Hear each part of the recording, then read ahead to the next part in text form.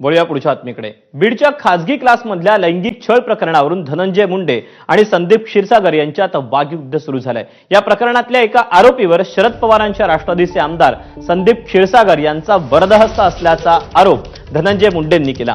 गेल्या 2 दिवसांपासून आरोपांच्या फैरी झाडणाऱ्या धनंजय मुंडेंना आज संदीप क्षीरसागर यांनी प्रत्युत्तर दिलं।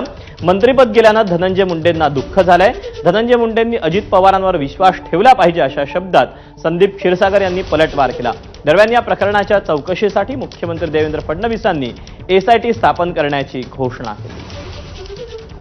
स्थानिक पोलीस याबाबत एवढी गंभीर दिसत नाही, कारण एकीकडे साध्या गुन्ह्यात पीसी मागितली तर कोर्ट 14 दिवसाची पीसी देतं, पण या गुन्ह्यामध्ये पास्को असताना पोलिसांनी फक्त 3 दिवसाची पीसी मागितली आणि कोर्टाने 2 दिवसाची दिली।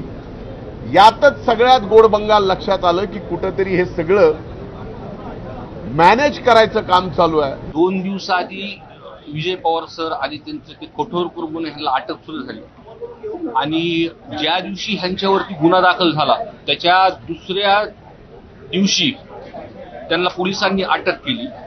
आम्ही फक्त प्रशासनाने बोलताना रोज विचारतो की तपास योग्य दिशेने आहेत। मी त्यांना हेही बोललो एसपी साहेबांना, ते जरी माझ्या जवळचे जरी असले तर तुम्ही कारवाई करायला आणि ऍक्शन घ्यायला मागं पुढे बघू नका। बीड जिल्ह्याचे पालकमंत्री हे अजितदादा आहेत आणि त्यांना त्यांच्यावरती विश्वास पाहिजे। ते तिकडचे पालकमंत्री आहेत आणि दादाचा जो स्वभाव आहे, एखादी गोष्ट ही जर चुकीची झाली असेल तर ते बिलकुल त्याच्यामध्ये मागे पुढे बघणार नाही, त्याच्यामध्ये ऍक्शनच होणार आहे। आणि या संदर्भात म्हणजे मी अजितदादांना सुद्धा या संदर्भातलं पत्र देणार।